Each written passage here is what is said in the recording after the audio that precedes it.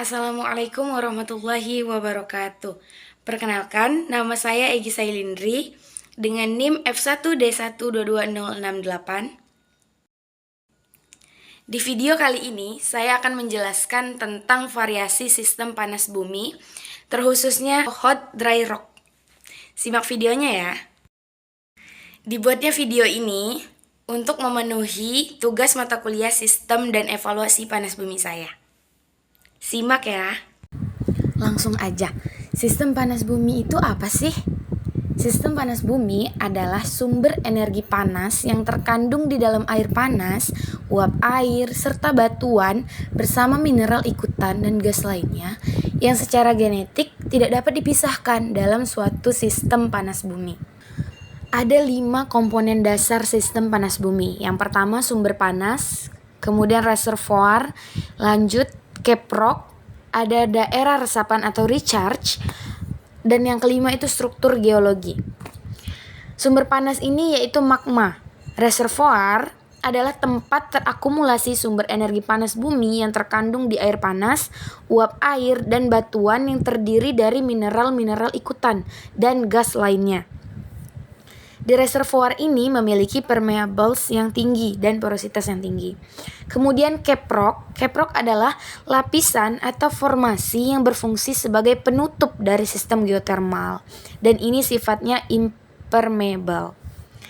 Kemudian recharge atau daerah resapan adalah daerah resapan air yang mempunyai hidrologi yang baik yang masuk ke dalam permukaan tanah. Dan yang terakhir adalah struktur geologi. Hot dry rock atau disingkat HDR adalah bentuk lanjutan dari sistem geotermal yang memanfaatkan bantuan panas kering dari batuan kristalin di kedalaman beberapa kilometer yang minim atau tanpa fluida alami untuk menghasilkan panas atau listrik. Cara kerja hot dry rock ada 4 tahapan. Yang pertama pengeboran, kemudian stimulasi reservoir buatan, kemudian sirkulasi fluida, dan yang terakhir adalah konversi energi. Baiklah, pengeboran dilakukan dengan mengebor lubang bor dalam 2-5 km lebih tergantung kondisi. Diarahkan ke zona batuan panas. Kemudian stimulasi reservoir buatan. Air injeksi bertekanan tinggi digunakan untuk menciptakan atau memperlebar rekahan di batuan, lalu membentuk reservoir buatan. Kemudian sirkulasi fluida. Melalui sumur injeksi dan produksi, air dimasukkan ke bawah tanah. Panas dari batuan akan dipindahkan ke air ini yang kemudian dibawa kembali ke permukaan. Kemudian yang terakhir adalah konversi energi. Di permukaan, panas dalam air digunakan untuk pemanasan langsung atau melalui binary cycle. Heat exchanger ditambah turbin menggunakan fluida rendah titik didih seperti pentana untuk menghasilkan listrik.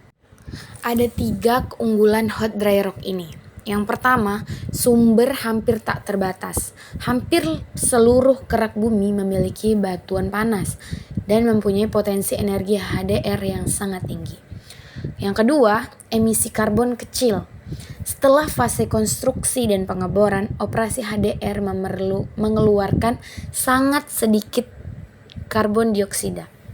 Dan yang ketiga, tersedia terus-menerus.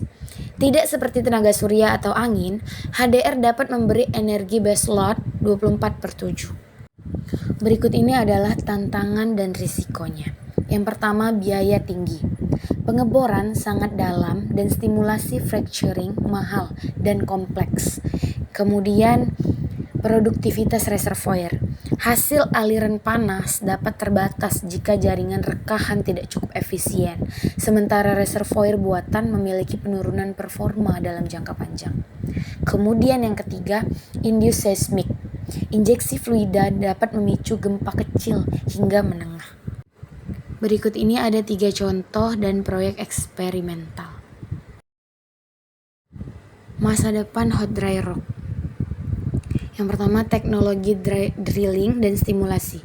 Teknologi drilling dan stimulasi yang lebih maju bisa menurunkan biaya pengeboran dan meningkatkan reservoir efisiensi. Kemudian variasi fluida injeksi seperti nitrogen atau karbon dioksida superkritis sedang diteliti untuk meningkatkan performa. Kemudian scale up integrasi dengan sistem closed loop atau AGS dan sinergi dengan teknik drilling modern dapat menambah peluang di masa depan. Kesimpulannya adalah sumber energi dari HDR adalah batuan panas kering yang lebih dari 150 derajat Celcius dan di kedalaman 2-5 km. Dan teknologi intinya adalah hydraulic fracturing, sirkulasi air, dan konversi panas via binary cycle. Keunggulannya melimpah, ramah karbon, energi baseload 24/7. Tantangannya yakni biaya tinggi, risiko gempa, reservoir buatan butuh optimasi. Tren masa depannya standarisasi, stimulasi, dan fluida baru, teknologi drilling maju. Baiklah, sekian penjelasan dari saya mengenai hot dry rock. Kurang dan lebihnya saya mohon maaf. Saya akhiri, wassalamualaikum warahmatullahi wabarakatuh.